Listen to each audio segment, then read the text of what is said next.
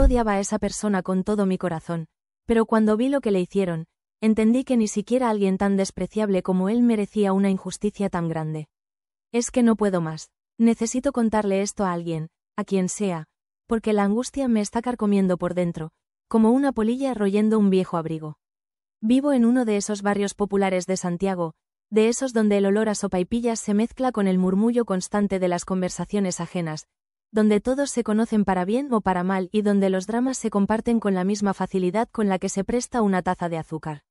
Ya saben, el típico escenario de teleserie chilena, con sus personajes entrañables y sus villanos detestables. Y créanme, mi villano personal tiene nombre y apellido, Marcelo.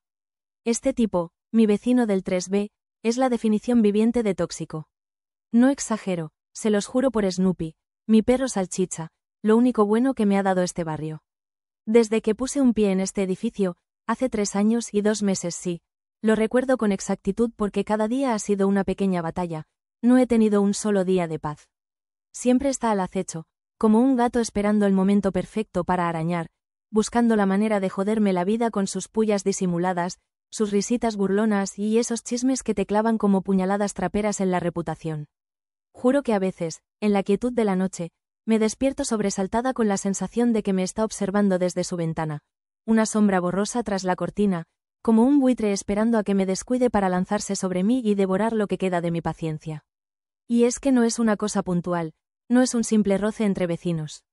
Es un goteo constante, una tortura china, un suplicio incesante que me drena la energía. Un bombardeo diario de pequeñas maldades que, sumadas, forman una montaña de frustración. ¿Ejemplos? ¿Por dónde empiezo?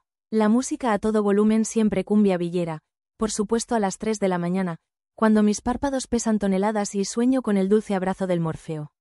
Él, sin querer, dejar la bolsa de basura rebosante justo delante de mi puerta, atrayendo moscas y un olor nauseabundo que me recibe cada mañana. Los cuentos fantasiosos que le inventa a la señora Elena, la copuchenta del edificio, con sus rulos imposibles y su bata de flores perennes sobre mis supuestas fiestas clandestinas, llenas de desenfreno y pecado. Fiestas que, por cierto, nunca existieron. Lo juro por la Santa Cruz de Mayo, por Snoopy y por todos los lomitos completos que he devorado en mi vida. Recuerdo una vez, con una claridad cristalina, que me acusó de que su perro pulgoso, el Firulais, nombre irónico donde los haya, porque de fiel no tiene ni un pelo, más bien parece una alfombra andante con patas, se escapara. Montó un espectáculo dantesco en el portal, con gritos, aspavientos y lágrimas de cocodrilo, señalándome como la culpable. Cuando todos, absolutamente todos en el edificio, sabíamos que el mismo imbécil lo dejó suelto, seguramente para ir a jugar póker con sus amigotes al bar de la esquina. Ese día, la rabia me subió por la garganta como un volcán en erupción. Apreté los puños, respiré hondo y conté hasta 10, intentando controlar el impulso de estamparle un florero en la cabeza. Y no soy solo yo, no se crean que soy una exagerada o una mártir. Marcelo es la oveja negra del barrio, el grano purulento en el trasero de la comunidad. Todos lo toleran a regañadientes, con esa falsa cordialidad que se respira en estos lugares, ese «hola, ¿cómo está?», que se dice con la boca pequeña y una sonrisa forzada. Pero lo percibo en el aire, lo veo en sus miradas furtivas y lo escucho en los susurros a mis espaldas, que todos le desean lo peor. Lo he visto en la forma en que apartan la mirada cuando él pasa, en el silencio incómodo que se instala en el ascensor cuando él entra. Y créanme, no los culpo. Vivir cerca de Marcelo es como tener una piedra en el zapato, una de esas que te rozan y te rozan hasta que te sacan sangre, te infectan la herida y te obligan a cojear por la vida. Y lo peor, lo que realmente me desespera, es que, hasta ahora, nadie ha podido hacer nada para quitársela. Nadie ha sido capaz de detenerlo. Hasta ahora, la cosa con Marcelo no era solo el ruido, la basura o las mentiras. Era la acumulación, la maldita acumulación de todas esas pequeñas mierdas, como si fuera coleccionando rencores en un álbum de figuritas, pegándolos con saliva y regodeándose con cada nueva adquisición.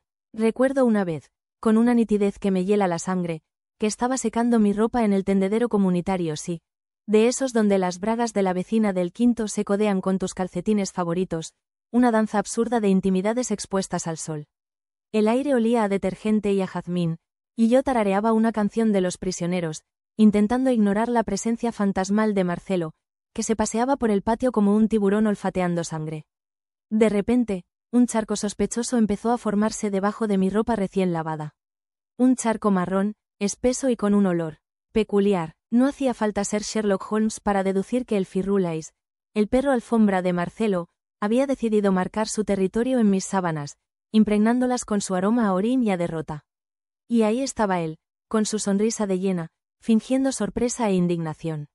¡Ay, qué barbaridad! Este Firulais es un bandido. Te juro que no lo vi, decía con una falsa preocupación que me revolvía el estómago.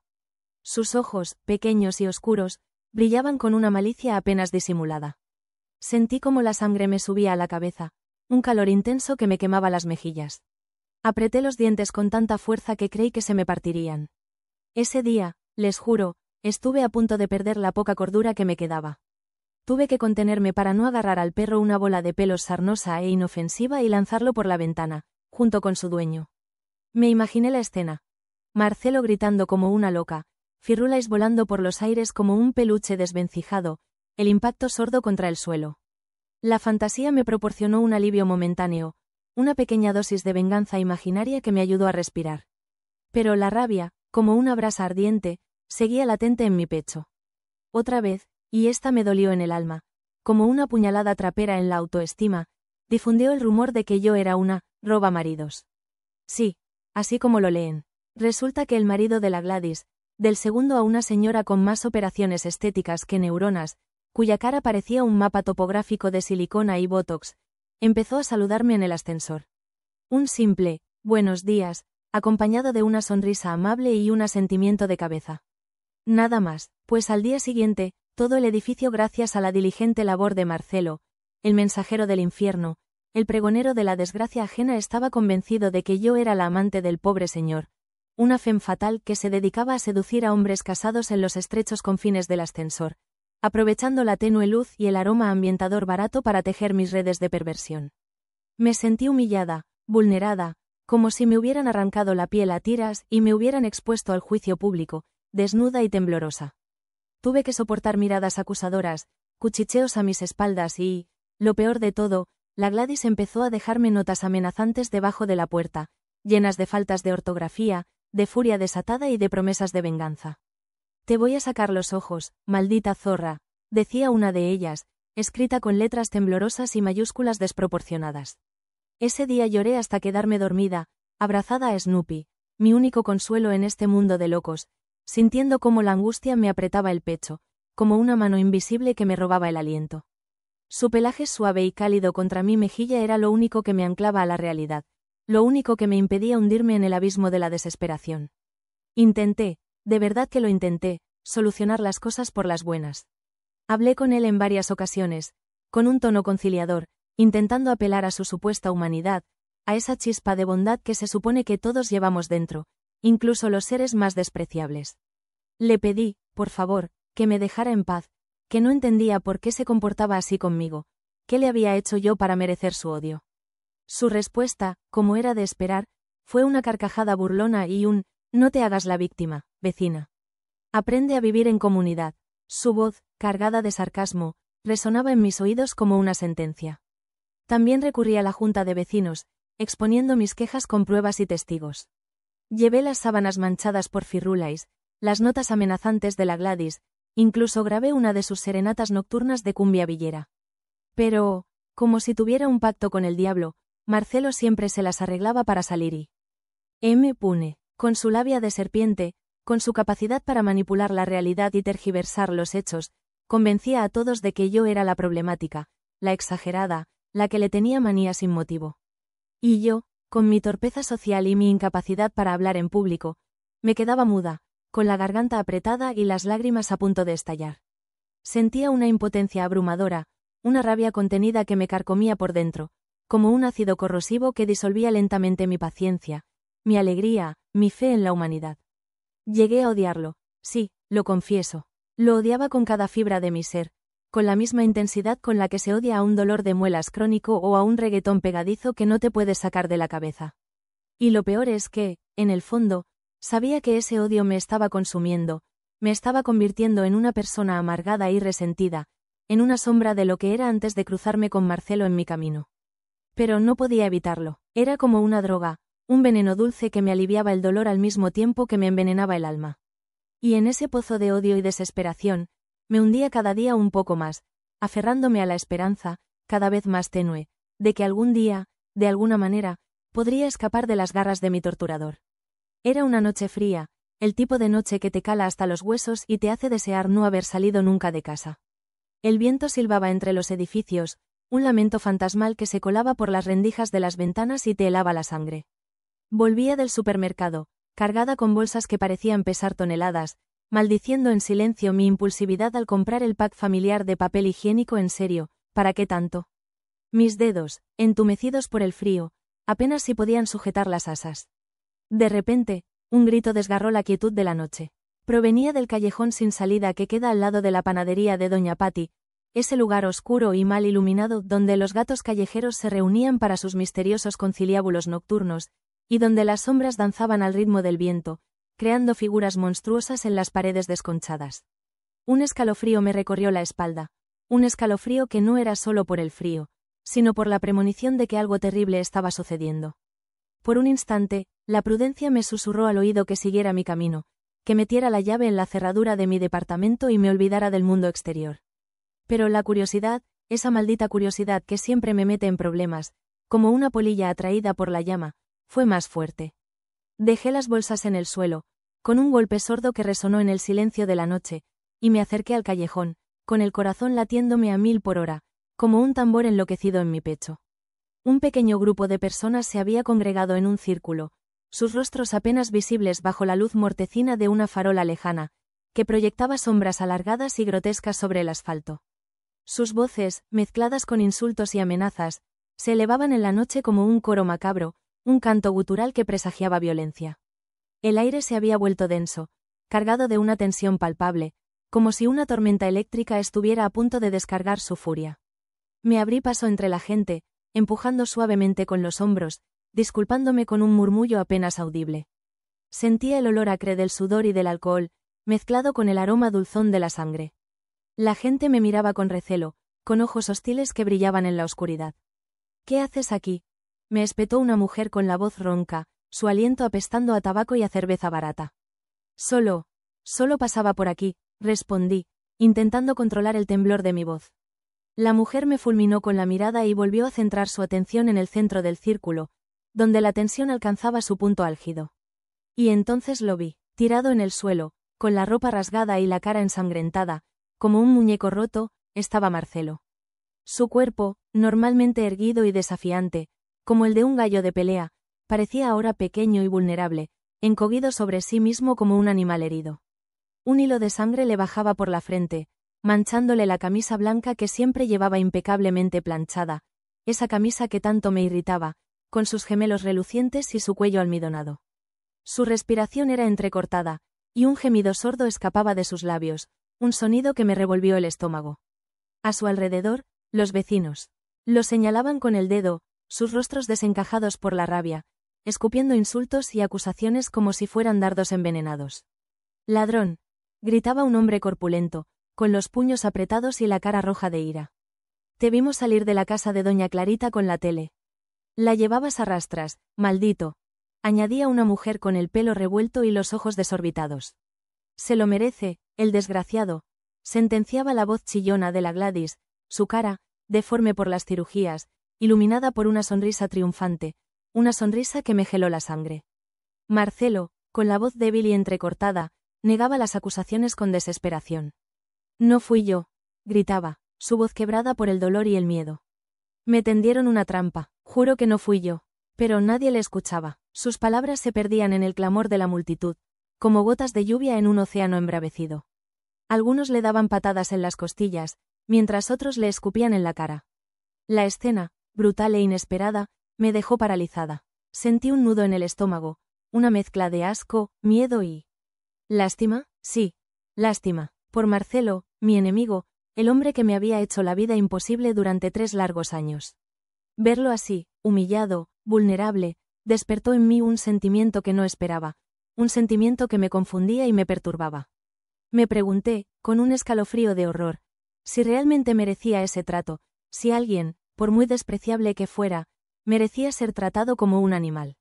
La imagen de su rostro ensangrentado, de sus ojos llenos de miedo, se me quedó grabada en la retina, como una pesadilla de la que no podía despertar. El tiempo se detuvo, o mejor dicho, mi percepción del tiempo se distorsionó con acento agudo, se estiró y se encogió como un chicle masticado. Sentía la sangre pulsando en mis oídos, un zumbido constante, sordo, que amortiguaba los gritos a mi alrededor, transformándolos en un eco lejano e irreal. El frío de la noche, que antes me calaba hasta los huesos, ahora parecía inexistente, reemplazado por una oleada de calor que me subía por el cuello, me quemaba las mejillas y me hacía sudar las palmas de las manos. Me quedé ahí, clavada en el suelo, como una estatua de sal, con las bolsas del supermercado a mis pies, absurdas e insignificantes en medio de aquella escena dantesca. El pack familiar de papel higiénico, que momentos antes me parecía una compra impulsiva y ridícula, ahora era un símbolo de la normalidad que había perdido, de la vida cotidiana que se había resquebrajado ante mis ojos. Miré a Marcelo. Su cara, normalmente arrogante y desafiante, era ahora una máscara de dolor y miedo. Sus ojos, pequeños y oscuros, que siempre brillaban con una malicia apenas disimulada, ahora estaban desorbitados, llenos de un terror animal que me conmovió hasta lo más profundo.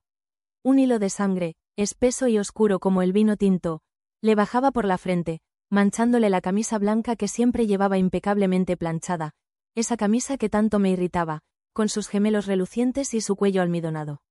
Ahora, esa camisa, símbolo de su vanidad y su prepotencia, estaba rasgada y manchada, convertida en un trapo sucio que apenas cubría su cuerpo magullado.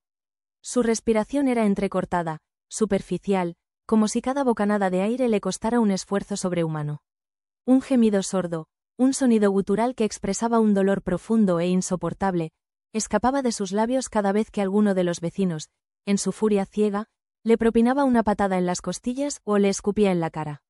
Y entonces, como una ola inesperada que rompe contra las rocas, me inundó una sensación. ¿Compasión? No podía creerlo. Sentía lástima por el asterisco. Por Marcelo asterisco, el mismo tipo que había convertido mi vida en un infierno, el que me había robado la paz y la tranquilidad, el que me hacía apretar los dientes y maldecir en voz baja cada vez que lo veía aparecer por el portal con su sonrisa socarrona y su mirada de superioridad. ¿Cómo era posible? ¿Cómo podía sentir lástima por alguien que odiaba con tanta intensidad? Una parte de mí, una parte oscura y vengativa, alimentada por años de rencor y frustración, se regocijaba con su desgracia. Se lo merece, susurraba una voz en mi interior, fría y despiadada como el viento que silbaba entre los edificios. Que se pudra, que sufra como me ha hecho sufrir a mí. Me imaginé dándole la vuelta y volviendo a mi departamento, dejándolo ahí tirado, abandonado a ese. Suerte, como un perro apaleado en la calle. Podía casi saborear la dulce venganza, el alivio de verlo sufrir, de que por fin recibiera su merecido. Ojo por ojo, diente por diente, repetía la voz en mi cabeza, justificando mi inacción, convenciéndome de que lo que sentía o mejor dicho, lo que no asterisco sentía era lo correcto. Pero otra parte de mí, una parte que creía enterrada bajo capas de resentimiento y odio, una parte que se aferraba a un tenue rescoldo de humanidad, se rebelaba contra esa idea. No podía, simplemente no podía dejarlo ahí, como un animal herido a merced de la furia de la multitud. Las imágenes de sus ojos desorbitados, de su rostro ensangrentado, de su cuerpo encogido sobre sí mismo, me asaltaban con una crudeza insoportable.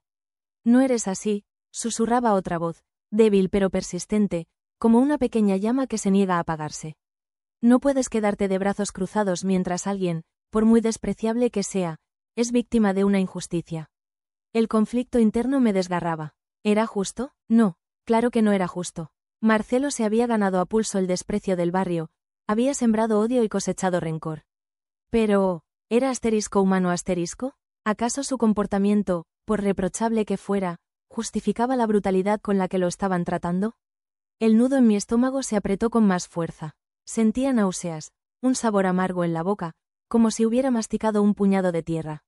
Me llevé una mano al pecho, intentando calmar el latido frenético de mi corazón, que golpeaba contra mis costillas como un pájaro atrapado en una jaula. No entendía lo que me estaba pasando. ¿Por qué sentía esto? ¿Por qué me importaba lo que le pasara a ese desgraciado? El odio que sentía por él era real, palpable, como una piedra pesada que llevaba en el alma, una piedra que me había deformado, que me había convertido en una persona amargada y resentida.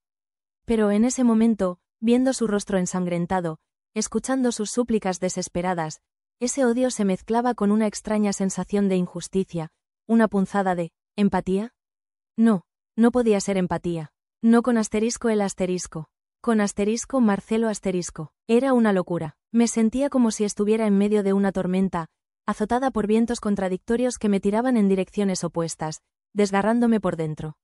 No sabía qué hacer, qué pensar, qué sentir. Estaba completamente perdida, atrapada en un laberinto de emociones confusas y contradictorias. Y en medio de ese caos, una pregunta martilleaba a mi cerebro, una pregunta que me hacía temblar de pies a cabeza, una pregunta que me obligaba a confrontar mis propios demonios. ¿Qué clase de persona era yo si era capaz de sentir satisfacción ante el sufrimiento de otro ser humano, incluso si ese ser humano era mi peor enemigo? ¿Qué clase de persona era yo si podía dar la espalda a la injusticia, si podía permitir que la violencia y el odio se impusieran a la razón y a la compasión? La respuesta, que se asomaba tímidamente entre las sombras de mi conciencia, me llenaba de vergüenza y de miedo. El aire se cortó de golpe. Un silencio tenso, denso, casi palpable, se instaló en el callejón, interrumpiendo el coro de insultos y amenazas que, hasta ese momento, había llenado la noche. Sentí un escalofrío que me recorrió la espalda, un escalofrío que no era de frío, sino de puro terror. Uno de los agresores, un tipo corpulento con una cicatriz en la mejilla y una mirada que te helaba la sangre, dio un paso atrás, limpiándose las manos ensangrentadas en los pantalones vaqueros. Escupió en el suelo, cerca de la cabeza de Marcelo que seguía tirado en el suelo, inmóvil, como un animal atropellado, y dijo una frase que me perforó el alma, una frase que resonó en mis oídos como un disparo. No importa si fue él, alguien tenía que pagar. Esa frase, tan simple, tan brutal, me golpeó como un mazazo en el estómago. Me quitó el aire, me dejó sin aliento, como si me hubieran sumergido en agua helada. De repente, todo encajó. La furia desproporcionada, la violencia gratuita, la indiferencia ante las súplicas de Marcelo. No se trataba de justicia, no se trataba de castigar al culpable. Se trataba de venganza, de encontrar un chivo expiatorio, de descargar la rabia contenida contra alguien, da igual quién. Y Marcelo, con su historial de maldades y su impopularidad en el barrio, era el candidato perfecto. Habían decidido que él era el culpable, sin pruebas, sin juicio, sin derecho a réplica. Lo habían condenado sin más, y lo estaban castigando con una brutalidad que me revolvía las tripas. En ese momento, el odio que sentía por Marcelo se desvaneció, como si se lo hubiera tragado la tierra. No desapareció, no se transformó en otra cosa, simplemente dejó de importar. Lo que importaba, lo único que importaba, era la injusticia que estaba presenciando, la crueldad con la que estaban tratando a un ser humano, por muy despreciable que fuera. Sentí una oleada de indignación que me recorrió el cuerpo, una fuerza desconocida que me empujó a actuar. «¡Paren!», grité, con una voz que no reconocí como mía, una voz ronca y temblorosa, pero llena de una determinación que me sorprendió. «Déjenlo en paz, no saben si fue él». Mi intervención fue recibida con un silencio gélido. Todas las miradas se volvieron hacia mí, cargadas de sorpresa, de incredulidad, de desprecio. «¿Tú qué te metes?», me espetó el tipo de la cicatriz, acercándose a mí con una mirada amenazante. «Es Marcelo, se lo merece», añadió una mujer con la cara llena de arrugas y el pelo teñido de un rubio chillón. «No te metas en lo que no te importa», me susurró la Gladys, con una sonrisa malévola que me geló la sangre. Busqué apoyo en las caras conocidas, en los vecinos con los que compartía el ascensor y las conversaciones triviales en el portal. Pero sus miradas eran esquivas, indiferentes. Nadie quería involucrarse, nadie quería defender a Marcelo. Incluso mis amigas, las que compartían mis tardes de mate y mis dramas amorosos, me miraban con una mezcla de lástima y reproche. «Estás loca», me dijo una de ellas, negando con la cabeza. «¿Por qué lo defiendes? Es un desgraciado». Sentí una punzada de dolor en el pecho, una sensación de soledad abrumadora. Estaba sola, completamente sola, frente a una multitud hostil que me juzgaba por defender a mi peor enemigo. Pero no podía dar marcha atrás, no podía quedarme callada, no podía permitir que la injusticia triunfara. Había algo en la mirada de Marcelo, en sus ojos llenos de miedo y desesperación, que me obligaba a actuar, que me empujaba a luchar por él, a pesar de todo. Y en ese momento, supe que no me importaba lo que pensaran los demás, no me importaba el odio que me dirigían, no me importaba el riesgo que corría. Lo único que importaba era hacer lo correcto, era defender la justicia, incluso si eso significaba defender a alguien que me odiaba. La impotencia me carcomía, esa sensación de hormigueo en las manos, de nudo en la garganta, no me abandonaba. La indiferencia de mis vecinos, sus miradas acusadoras, me dolían más que cualquier golpe. ¿Cómo podían ser tan ciegos, tan crueles? Me encerraba en mi departamento, abrazaba a Snoopy y las lágrimas corrían por mis mejillas, calientes y amargas, como café recalentado. Me sentía una idiota. ¿Por qué me importaba tanto? ¿Por qué me desvivía por alguien que me había hecho la vida imposible? Marcelo seguía en el hospital, con la mandíbula rota y varias costillas fisuradas. La policía lo había interrogado, pero sin pruebas contundentes, no podían retenerlo. Doña Clarita, la víctima del robo, seguía insistiendo en que lo había visto a él, aunque su testimonio era confuso y contradictorio. Era él, estoy segura. Tenía esa mirada maligna, repetía una y otra vez, con la voz temblorosa y los ojos llenos de lágrimas. Pero algo no me cuadraba. Si Marcelo era tan astuto como todos decían, ¿por qué robaría un televisor viejo y pesado, a plena luz de la noche, en un barrio donde todos lo conocían? No tenía sentido. Y esa maldita frase. No importa si fue él, alguien tenía que pagar. Resonaba en mi cabeza como un mantra macabro, recordándome la injusticia que se estaba cometiendo. Tenía que hacer algo, no podía quedarme de brazos cruzados. Y así, como una detective de pacotilla, empecé mi propia investigación. Revisé las cámaras de seguridad de los alrededores, pero la calidad de las imágenes era pésima, borrosas y pixeladas, como si hubieran sido grabadas con una patata. Apenas se distinguía una figura oscura arrastrando algo por la calle, pero no se podía identificar con certeza a nadie. Hablé con algunos vecinos, los pocos que, a pesar de odiar a Marcelo, eran lo suficientemente justos como para admitir que las cosas no estaban claras. Don José, el dueño del almacén de la esquina, me contó que había visto a un chico joven merodeando por la casa de doña Clarita esa noche, un chico con una capucha que le tapaba la cara. No le vi bien la cara, me dijo, rascándose la barba canosa, pero era joven, mucho más joven que Marcelo. Y llevaba una mochila grande, de esas que usan los escolares.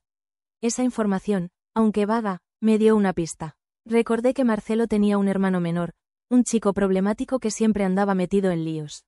Nunca lo había visto en persona, solo había oído hablar de él, en susurros y medias palabras, como si fuera un secreto vergonzoso que todos preferían ignorar. Se llamaba, el Nano, y tenía fama de ser un pequeño delincuente, un ladronzuelo de poca monta que se dedicaba a robar carteras y celulares por el barrio. Con el corazón latiéndome a 1000 por hora, fui a la casa de Marcelo. La puerta estaba entreabierta, y desde dentro se escuchaba el sonido de una televisión encendida, el murmullo de voces y el llanto de un bebé. Entré sin llamar, impulsada por una urgencia que no podía controlar. En el salón, en medio del desorden y la suciedad, encontré a la madre de Marcelo, una mujer mayor con la mirada perdida y el pelo canoso recogido en un moño descuidado. Sostenía en brazos a un bebé que lloraba desconsoladamente, mientras en la televisión, a todo volumen, se emitía una teleserie turca. Le pregunté por el Nano, y su rostro se ensombreció. Bajó la mirada, como si le avergonzara hablar de su hijo, y me dijo que no lo había visto en días. Se fue, murmuró, con la voz quebrada por la tristeza, se fue y no sé cuándo volverá. En ese momento, lo supe. Supe que el Nano era el culpable, que Marcelo estaba cubriendo a su hermano, protegiéndolo como siempre lo había hecho. Y esa certeza, en lugar de aliviarme, me llenó de una angustia aún mayor. Tenía la verdad en mis manos, la prueba que podía liberar a Marcelo de la cárcel y del odio del barrio. Pero, ¿debía revelarla? ¿Debía exponer a el Nano, sabiendo el dolor que eso causaría a su madre, a Marcelo? ¿Valía la pena arriesgarme por alguien que me había hecho la vida imposible, que me había tratado con desprecio y crueldad? La duda me carcomía, como un gusano royendo la manzana de mi conciencia. Por un lado, sentía la obligación moral de decir la verdad, de hacer justicia. Por otro lado, me asaltaba el miedo a las represalias, al odio del barrio, a la venganza del Nano. Y sobre todo, me atormentaba una pregunta que me hacía dudar de mi propia cordura. ¿Realmente merecía Marcelo mi ayuda? ¿Merecía mi compasión? ¿Merecía mi perdón? La reunión vecinal era un hervidero. El aire, denso y cargado de electricidad, vibraba con los murmullos, las miradas furtivas y el crujir de las sillas de plástico. Doña Patty, la de la panadería, repartía café aguado en vasos desechables, mientras la señora Elena, con sus rulos imposibles y su bata de flores, se paseaba entre la gente como una gallina clueca, alimentando el drama con sus chismes y sus exageraciones. El tema central, por supuesto, era Marcelo. Su expulsión del barrio, una especie de linchamiento social disfrazado de asamblea democrática. Me dolía el estómago, un dolor sordo y persistente que me subía por la garganta y me hacía sentir náuseas. Me temblaban las manos, y las palmas sudaban a mares. Snoopy, acurrucado a mis pies, me miraba con sus ojitos tristes, como si percibiera mi angustia. Había llegado el momento, tenía que hacerlo. Respiré hondo, 3 veces, como me había recomendado mi psicóloga. Sí, llegué a ir al psicólogo por culpa de Marcelo, créanme, no es broma. Me levanté de la silla, con las piernas temblorosas, y pedí la palabra. Un silencio incómodo, casi sepulcral, se instaló en la sala. Todas las miradas se clavaron en mí, como cuchillos afilados. Sentía el peso de esas miradas, el juicio silencioso de mis vecinos, la condena anticipada por defender al enemigo. Tragué saliva, intentando humedecer mi garganta reseca, y empecé a hablar. Mi voz, al principio temblorosa e insegura, fue ganando fuerza a medida que exponía las pruebas que había reunido, los testimonios que había recogido, la verdad que había descubierto. Hablé del nano, del chico de la capucha, de la mochila grande. Les conté cómo Marcelo siempre había protegido a su hermano, cómo lo había cubierto, incluso a costa de su propia reputación. Mostré las fotos borrosas de las cámaras de seguridad, los mensajes que el enano le había enviado a su madre, confesando el robo y suplicándole que no dijera nada. El silencio en la sala era ahora absoluto, roto solo por el zumbido del ventilador de techo y el llanto intermitente del bebé de la madre de Marcelo, que la acompañaba en la reunión. Sentía las miradas de mis vecinos, ya no eran acusadoras, sino confusas, incrédulas. Algunos negaban con la cabeza, otros se miraban entre sí con los ojos desorbitados, como si no pudieran creer lo que estaban escuchando. Cuando terminé de hablar, un murmullo recorrió la sala, como el rumor de las olas del mar. La señora Elena, la copuchenta del edificio, me miraba con la boca abierta, como si hubiera visto un fantasma. Doña Patty, la de la panadería, me ofreció un vaso de café, esta vez con una sonrisa sincera, casi maternal. Y entonces, lo vi. Marcelo, con la mandíbula vendada y el rostro amoratado, me miraba desde el fondo de la sala. Su mirada, normalmente llena de odio y desprecio, era ahora diferente. No había rabia, no había rencor, solo una profunda tristeza, una mezcla de vergüenza y respeto. No podía estar segura, fue solo un instante, una mirada fugaz que se perdió entre la multitud, pero me quedó grabada en la memoria, como una fotografía en blanco y negro. Esa misma noche, el nano desapareció del barrio. Nadie volvió a saber de él. Marcelo, liberado de la cárcel y de las acusaciones, siguió viviendo en el edificio. No me pidió disculpas, no me dio las gracias. Seguía evitándome en el ascensor, me miraba con recelo desde su ventana, como si yo fuera una extraña, una amenaza. Y yo, a pesar de todo, no sentía rencor, no sentía odio, sentía una extraña mezcla de alivio, tristeza y vacío. Aprendí una lección importante en todo este asunto. Aprendí que el odio no me hace más fuerte, que la venganza no me da satisfacción, que la justicia, aunque a veces sea difícil de alcanzar, es el único camino. Aprendí que incluso mi peor enemigo merece un juicio justo, que incluso la persona más despreciable no merece ser víctima de la violencia y la injusticia. Y aprendí, sobre todo, que la compasión, aunque a veces duela, es lo que nos hace humanos. Lo que no aprendí, y no creo que aprenda nunca, es a perdonar a Marcelo. No puedo, no quiero, el daño que me hizo, las heridas que me causó, son demasiado profundas. Pero al menos, ahora puedo mirarme al espejo sin sentir vergüenza, sabiendo que hice lo correcto, que defendí la justicia, incluso cuando era más fácil mirar hacia otro lado. Y eso, al final, es lo único que importa. ¿Aita por defender a alguien que me odiaba? ¿Hice lo correcto? Necesito una opinión externa. Reddit. Ya no sé qué pensar.